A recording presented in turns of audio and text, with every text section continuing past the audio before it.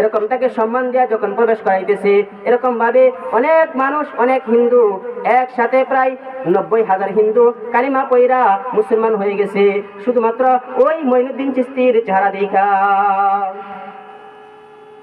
মঈনুদ্দিন চিশতি তো খুব খুশি, তার মার কাছে আইসা বলে, মা আমি আজকে অনেক খুশি। মাকে জড়াইয়া ধরে আদর করে চুমু খায়। মা আমি অনেক খুশি। বলে বাবা তুই কেন এত খুশি হইছ, তুমি কেন এত খুশি হইছ বলো। বলে মা তোমার সন্তান মঈনুদ্দিন, তোমার সন্তান মঈনুদ্দিন যখন সফরের মধ্যে চলে গেছে, ভারতবর্ষের 90,000 মানুষ, একজন নয় দুইজন নয় 90,000 হিন্দু একসাথে তোমার চেহারা, তোমার মঈনুদ্দিনের চেহারা দেখা মুসলমান হয়ে গেছে।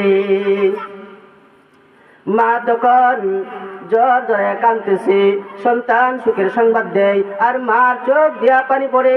মা জ্বর জ্বরে কাঁদতেছে, আরে বাবা, আরে বাবা এটা তোর কেরামতি নাকি? সন্তান বলে, মা মা তোমার কেরামতি কেমনে হইল?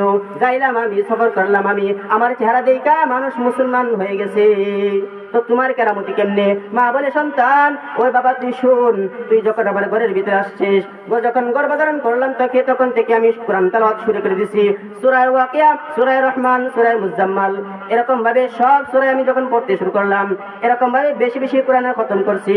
তুই যখন আমার ঘরের ভিতরে চলে আসছস, তখন থেকেই তো আমি বাবা আমি বেশি বেশি কোরআন তেলাওয়াত করি। আমি রাত্রে, আমি সারাদিন রোজা রাখি, রাত্রবেলা আমি কাটাই দিই ইবাদতের মধ্যে, নামাজ পড়ার মধ্যে, তাসবিহ তাহলিলের মধ্যে, এরকম ভাবে জিকির আজকারের মধ্যে আমি কাটাই দিই, বেশি বেশি কোরআন তেলাওয়াত করি। ওরে বাবা তুই যখন ঘরের ভিতরে ছিলে এইভাবে বেশি বেশি কোরআন তেলাওয়াত করতাম।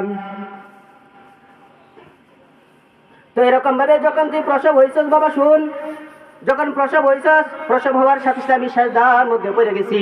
সাজদার মধ্যে পড়ে গিয়ে আমি কান্দি, মালিকের দরবারে ডাকি, ওগো মালিক আমি তোমার কাছে কিছু চাই না, আমি চাই আমি পেটের মধ্যে আমার সন্তান মঈনুদ্দিনকে রাইখা যে তেলাওয়াত করলাম, যে রোজা রাখলাম, যে আমল করলাম, যে কোরআন তেলাওয়াত করলাম, এই সব কিছুর নূর আমার মঈনুদ্দিনের চেহারায় দিয়া দাও।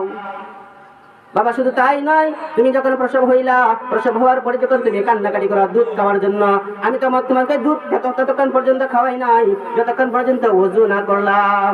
তুমি কাঁদছো, আমি সব কিছু ঝামেলা ফারেক হইয়া, কাম থেকে ফারেক হইয়া, এরপরে আমি কি করলাম, আমি এরকম ভাবে ওযু বানাইয়া, এরপরে এই শীতের মধ্যে কনকনে শীতে ওযু বানাইলাম, ওযু বানাইয়া তোমাকে দুধ দহন করলাম, তোমাকে দুধ খাওয়াইতে লাগলাম।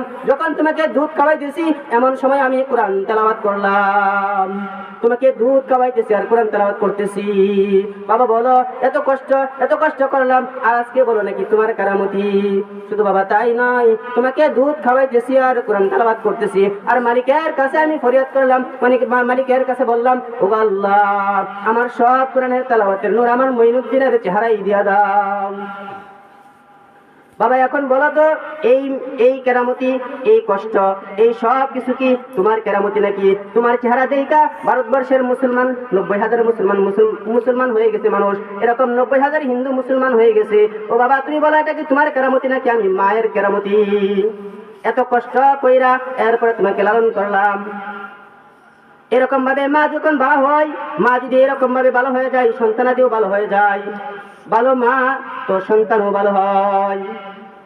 প্রিয় মুহতারাম হাজিরিন, এরকম ভাবে হায় আফসোস কাকে বলবো, আমার মা বোনেরা, আমাদের মারা, আমাদের বোনেরা, আমাদের স্ত্রীরা, আমাদের কন্যারা এরকম যদি হয়ে যাইতো, বেশি বেশি করিয়া যদি তারা কোরআনের তেলাওয়াত করতো, বেশি বেশি রোজা রাখতো, বেশি বেশি করিয়া তাহাজ্জুদের নামাজে দাঁড়ায়া পড়তো, এরকম ভাবে একাকিত্বে আল্লাহর কাছে ফরিয়াদ জানাইতো। হায় আফসোস কত সুন্দর হইতো তখন পরিবেশটা। তো এই জন্যই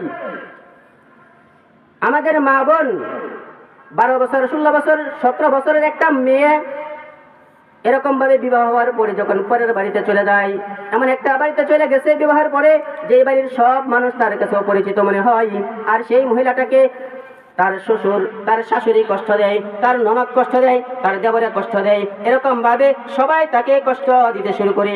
আর সেই মহিলা যদি রাত্রেবেলা যদি জায়নামাজের কোণে বসিয়া পড়ে আল্লাহর কাছে ফরিয়াদ জানায়, আল্লাহ বলে যাওয়াতাস্তাকি ইলাল্লাহ, আমার কাছে যদি ফরিয়াদ জানাও আমি আল্লাহ কারো ফরিয়াদ ফিরাই দেই না।